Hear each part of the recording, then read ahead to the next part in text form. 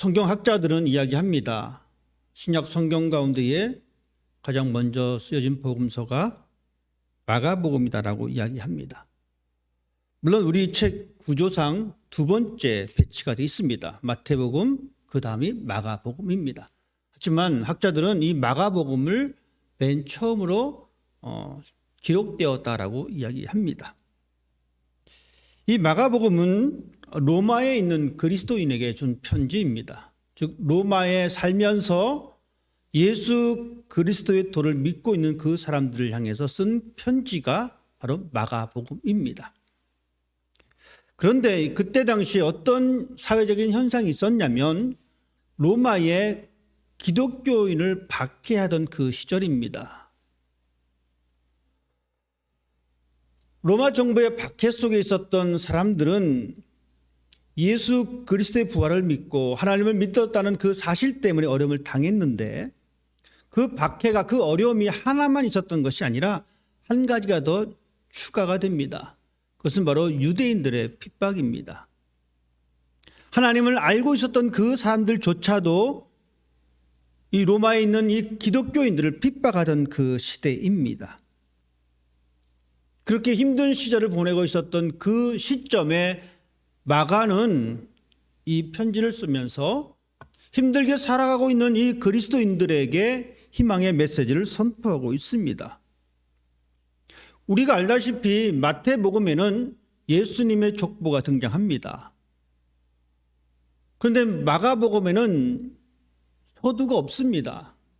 서론 없이 바로 결론으로 들어갑니다. 1절은 그렇게 시작하고 있습니다. 하나님의 아들 예수 그리스도의 복음의 시작이다.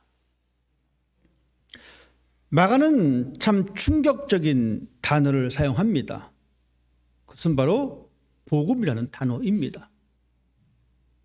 예수 그리스도의 복음의 시작.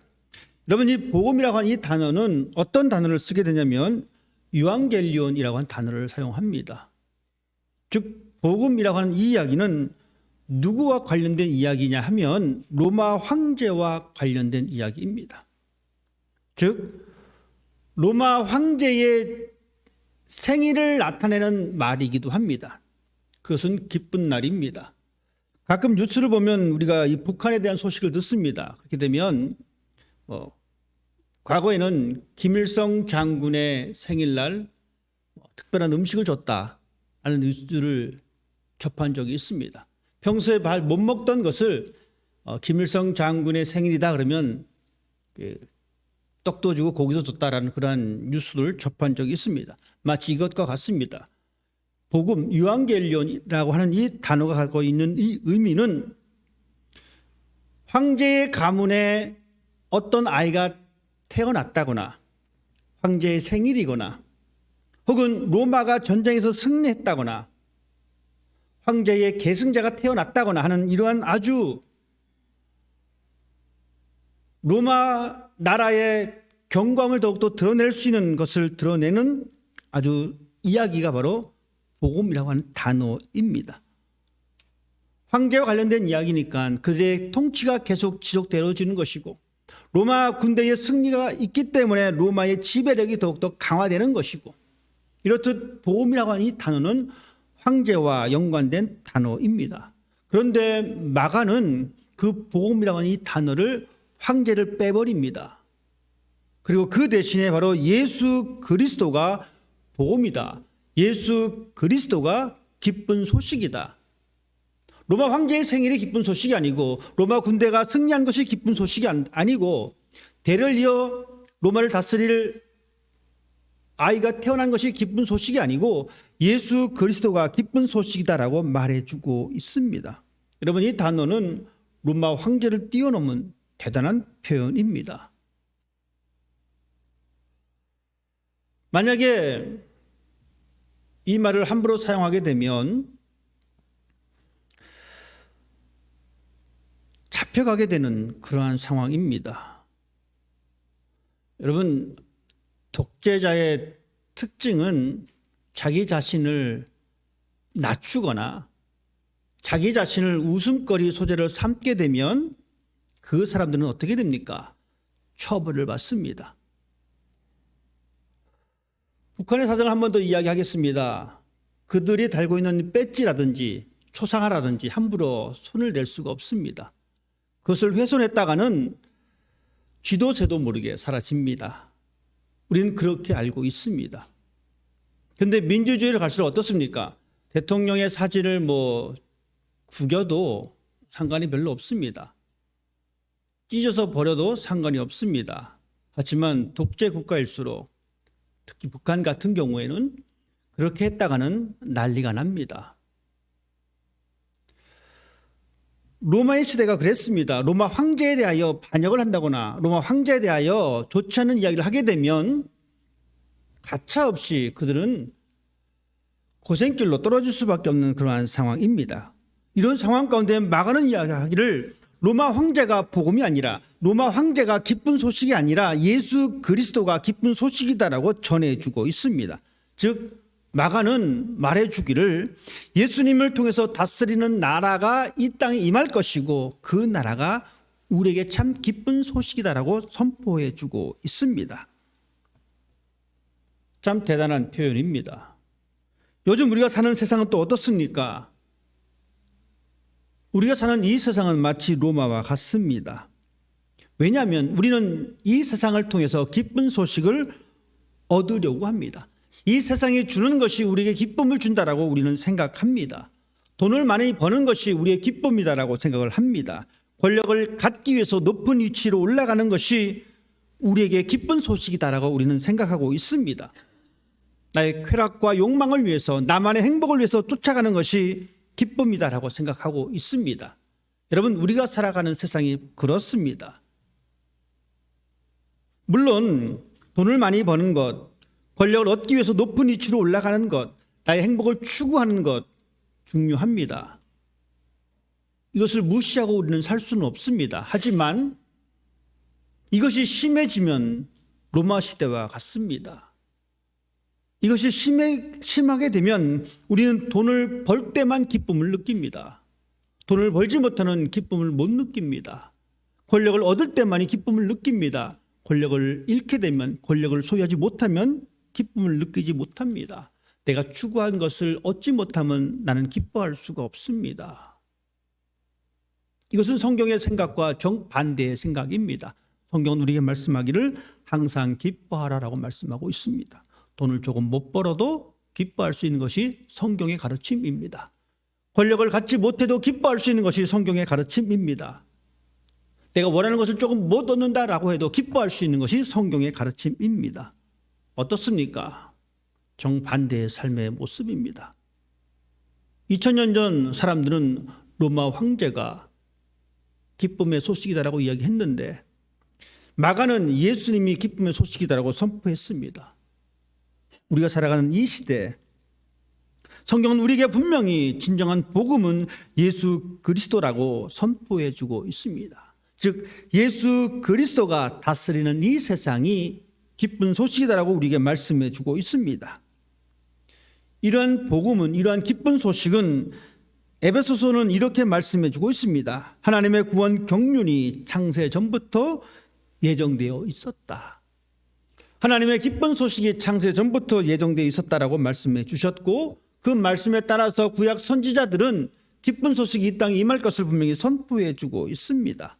말라기 선지자도, 특별히 오늘 본문에 있는 이사야 선지자도 그렇게 말씀해 주고 있습니다.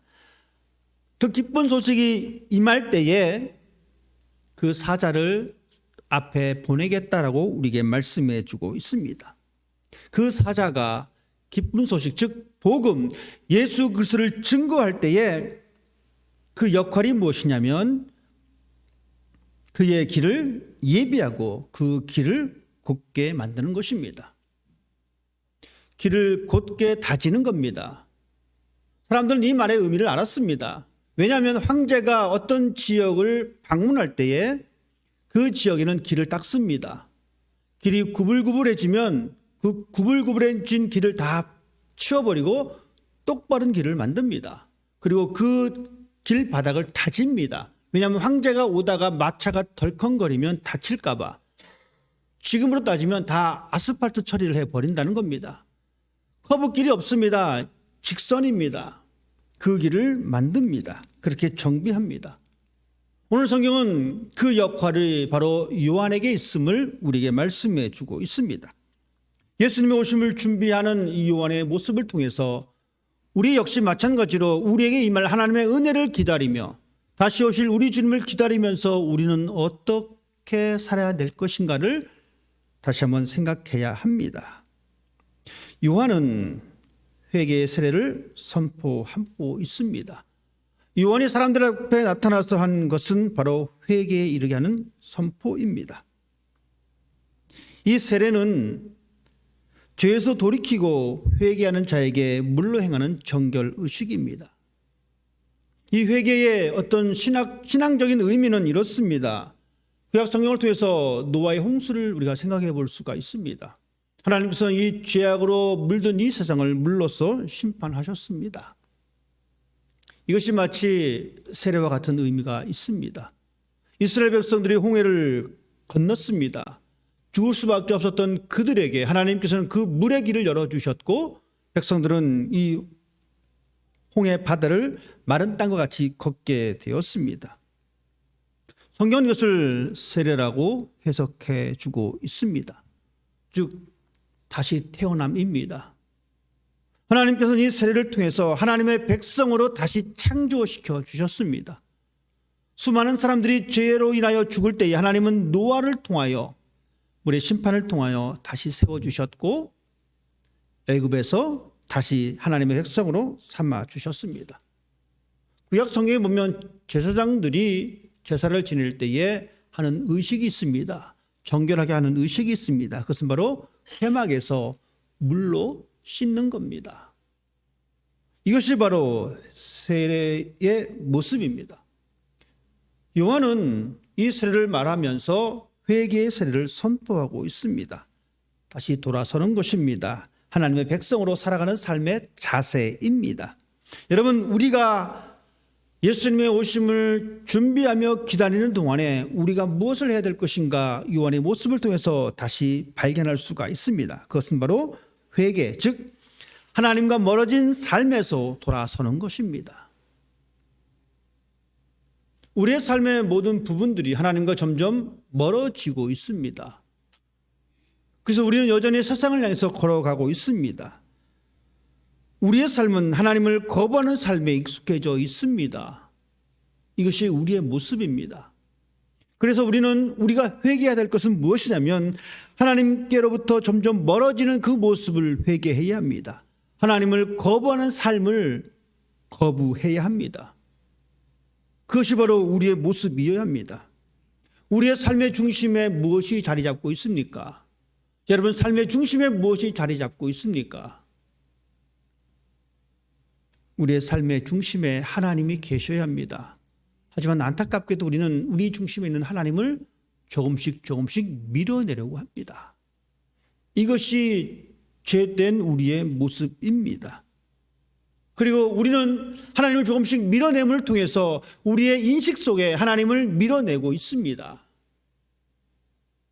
우리의 인식 속에 하나님을 밀어내다 보니 우리의 인식 속에는 세상의 것이 들어올 수밖에 없습니다.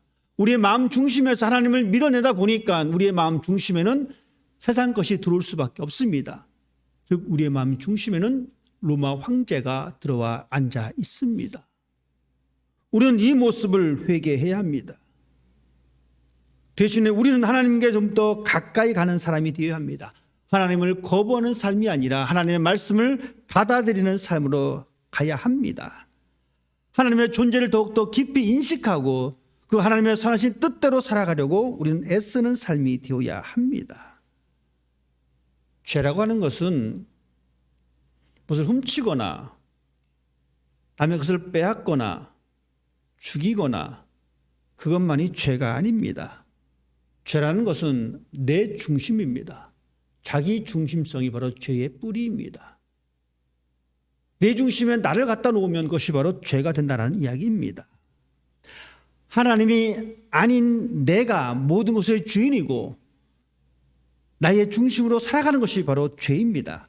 그러하기 때문에 우리들은 이 모습을 하루속히 뒤돌아봐야 합니다. 그리고 우리는 하나님의 통치를 받아들이고 그 삶의 방식대로 살아가는 사람이 되어야 합니다. 회개라고 하는 것은 바로 이겁니다. 내 삶의 중심이 내가 아니라 하나님임을 회복하는 것. 그때 비로소 우리는 하나님을 가까이 할 수가 있고, 그때 비로소 우리는 하나님의 방식대로 우리의 삶을 살아갈 수가 있습니다. 하나님을 거부하는 삶을 거부하십시다. 이것이 진정한 회개의 모습입니다. 나라고 하는 이 존재가 하나님께서 싫어하는 것이 무엇인지 그것을 인식하고 우리의 삶을 살아내는 것이 바로 회개의 모습입니다. 우리가 진정으로 하나님 앞에 회개하게 되면 우리는 우리 자신을 이렇게 뒤돌아볼 수가 있습니다. 내 삶의 방식이, 나의 언어가, 나의 행동이 주변 사람들에게 고통을 주고 있는지, 하나님을 가까이 하는 사람들은, 하나님 중심으로 사는 사람들은 이런 행동을 하지 않습니다. 하지만 내 중심으로 살아가는 사람이라면 내 말과 내 행동에 상대방이 고통을 받고 있는지 아닌지를 살펴보아야 합니다.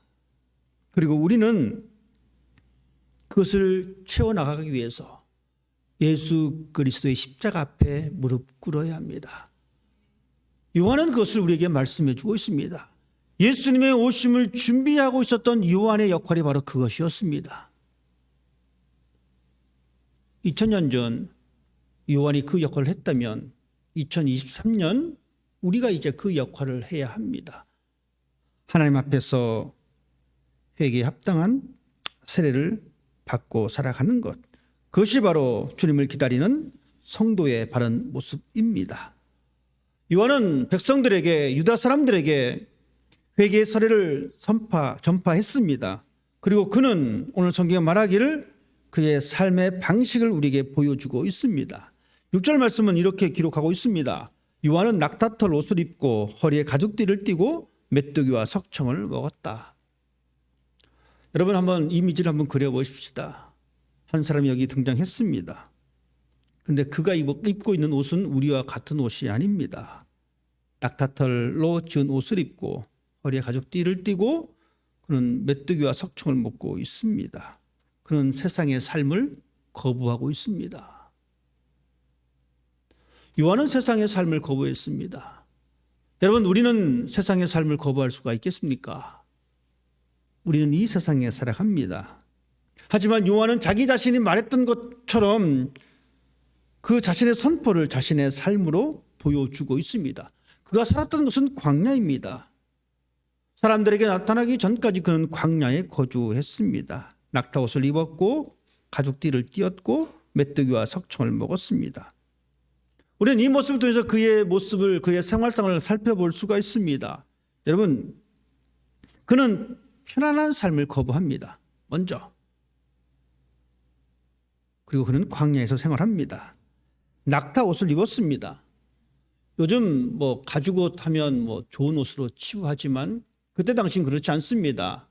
낙타옷은 가난한 사람의 복장입니다. 즉 없는 사람들이 입는 옷이란 겁니다. 자신의 몸을 보호하는 가장 기본적인 옷이 바로 이 낙타옷입니다. 그런데 참 재미있는 것은 요한의 출신입니다. 요한의 출신이 제사장 가문입니다. 충분히 교육받을 수 있고 충분히 편안한 생활을 할 수 있는 그런 삶의 모습입니다. 평균 이상의 옷을 입을 수 있고 평균 이상의 교육을 받을 수 있고 평균 이상의 삶을 살 수 있는 사람입니다. 하지만 그는 그 삶을 포기했습니다. 그리고 그는 안정된 거주지를 거부합니다. 성전에 살 수도 있었고 집에 살 수 있었지만 그는 그것조차도 거부했습니다. 그리고 그는 광야에 살고 있었습니다. 그리고 그가 먹었었던 것은 메뚜기와 석청입니다. 그는 그 입의 즐거움조차도 거부합니다. 그는 메뚜기와 석청을 먹었습니다. 이것은 노동의 대가로 얻어지는 것이 아닙니다. 이것은 하나님의 은혜로 얻어지는 산물입니다. 즉 요한은 그의 입의 즐거움을 거부하고 노동의 덕가로 얻는 것이 아니라 하나님의 주어지는 은혜를 사모하는 삶을 살았습니다. 이 삶이 어떤 삶이냐면 여러분 보십시다. 에덴 동산에서 아담과 하와가 노동을 했습니까? 하지 않았습니까? 안 했습니다. 그들의 삶은 하나님의 은혜로 그 에덴에서 삶을 살았습니다. 에덴에서 살다가 타락한 이후에 그들이 쫓겨납니다. 그리고 나서 그들이 한 행위는 노동입니다. 네가 수고해야 네가 먹을 것을 얻게 될 것이다. 요한은 하나님의 은혜에 주어지는 삶을 살아났습니다. 그것이 바로 요한의 모습입니다. 즉 요한은 세상의 안락함을 거부했습니다. 로마의 편리함을 거부했습니다. 세상의 달콤함을 거부했습니다. 이것이 바로 요한의 모습입니다. 자, 그렇다면 우리는 어떻게 해야 합니까? 요한은 자신이 먹고 사는 것을 통해서 하나님께서 주신 그 말씀을 선포하면서 드러냈습니다.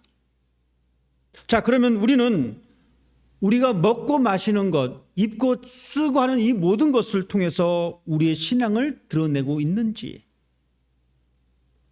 교회에서 앉아 있어서 신앙을 드러내는 것이 아니라 내가 먹고 사는 이 모든 행위를 통해서 내가 어떻게 하나님을 드러내고 있는지, 우리는 요한처럼 하나님의 말씀을 받은 것대로 그 삶을 통해서 표현했듯이 우리도 하나님의 말씀을 듣고 받은 것을 우리의 삶을 통해서 표현하는 사람이 되어야 합니다. 이것이 신앙인의 바른 모습입니다.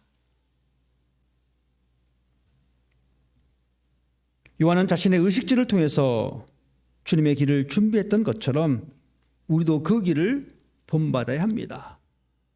세상의 문화를 거부하는 것이 아니라 우리는 이 세상 문화 속에서 광야 문화를 밝혀내는 사람이 되어야 합니다.